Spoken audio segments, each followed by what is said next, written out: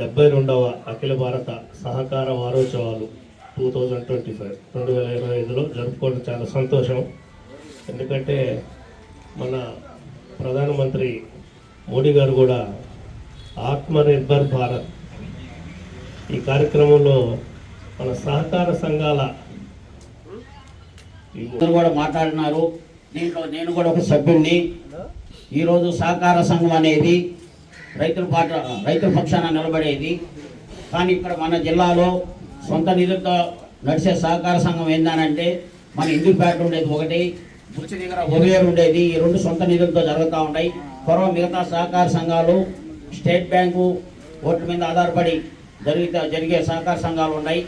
కానీ ఇక్కడ ముఖ్యంగా రైతులకి కావాల్సింది ఏంటంటే ఇటీవల రైతుల్లో ఒక అపోహ కూడా ఉంది.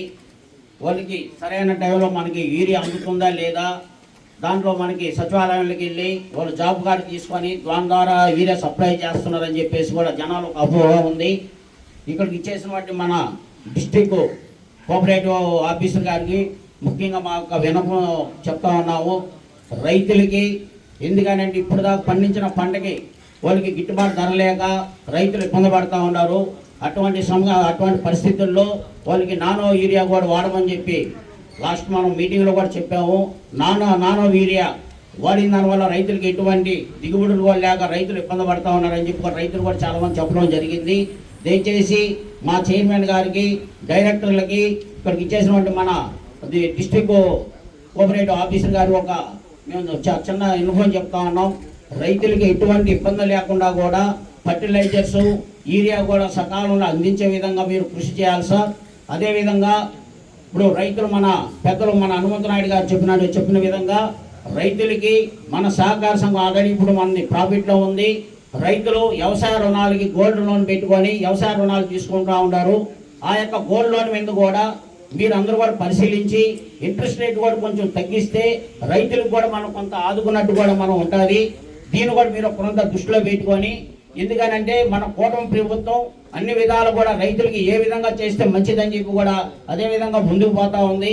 అదేవిధంగా మనకి కేంద్ర ప్రభుత్వం కూడా అనేక విధాలుగా కూడా సహకారం అందిస్తూ ఉంది నరేంద్ర మోడీ గారి సారథ్యంలో. దీని అందరూ దృష్టిలో పెట్టుకొని మన ఉన్నత అధికారులు కానీ, ఇక్కడ చైర్మన్ కానీ, డైరెక్టర్లు అందరూ కూడా మీరు రైతులకి ఏ విధంగా చేస్తే ఇంకా మంచిదని చెప్పేసి ఆలోచించి వారికి మంచి కార్యక్రమాలు చేసే విధంగా ముందుకు చాలా మంది ఉన్నారు స్టేక్ హోల్డర్స్ మహిళలు. ఉదాహరణకు మన డైరీ ఉంది, విజయ డైరీ. మన డైరీలో 12,000 మంది రైతులు ఉన్నారు. సో మన విజయ డైరీ కొంటే మన 12,000 మంది రైతులకు ఆ అమౌంట్ వల్ల ఉపయోగపడుతుంది. బోనస్ చూడండి ఎంత తేడా. తర్వాత మనప్పురము ముత్తూటు గోల్డ్ అనే ఒక సంస్థలు ఉన్నది. ముత్తూటు గోల్డ్ ఈ మనప్పురంలో అయితే రాయచోటిలో 750 కేజీలు పెట్టారు మన వాళ్ళు. ఆ రాయచోటిలో ఎక్కువ ఈ ఫారిన్. మనం రిజర్వ్ బ్యాంక్ ఆఫ్ ఇండియా వాళ్ళు ప్రిస్క్రైబ్ చేస్తారు మనంతకు మనం చేసుకోవడానికి. అదే ప్రైవేట్ వాళ్ళు మనపురము, ముత్తుడు, శ్రీరామ్ చిట్స్ వాళ్ళు అంటే వాళ్ళు రేట్స్ ఎట్లా కానీ ఫిక్స్ చేసుకోవచ్చు. బ్యాంక్స్ కన్నా ఎక్కువ ఉన్నది రేటు ఇక్కడ. అదే కమర్షియల్ బ్యాంక్స్, ప్రైవేట్ బ్యాంక్స్ అని కాదు, కమర్షియల్ బ్యాంక్స్, కాసి గవర్నమెంట్ బ్యాంక్ కన్నా మన రేటు ఎక్కువ ఉంది ఇక్కడ. ఏది వడ్డీ రేటు గోల్డ్ లోన్ కానీ అదర్ లోన్స్ కూడా చెప్తా. దానికి కూడా చెప్తా, కూర్చోండి. స్టేట్ బ్యాంక్ ఇండియా పంట కొనుగోలు చేస్తుంది. స్టేట్ బ్యాంక్ ఆఫ్ ఇండియా నువ్వు పోతేనే క్రాప్ లోన్ ఇస్తుంది కూర్చోబెట్టి. చెప్తున్నా నేను, మీరు అదొక్క ఐటమే చూసుకుంటున్నారు మీ యాంగిల్లో. చెప్తున్నా వినండి, మీరు వినండి. అది సంఘాలు మనకు సహాయపడుతూ ఉన్నాయి. అదేవిధంగా ఇంకా ఈ రైతు కుల వృత్తుల వారు కానీ ఎవరైనా కానీ ఒక 10 మందికి తగ్గకుండా మేము బలాన్ని వృత్తి చేసుకుంటాం. మేము నాకు 30 ఏళ్ళ సర్వీసు ఈ ఫీల్డ్ లో.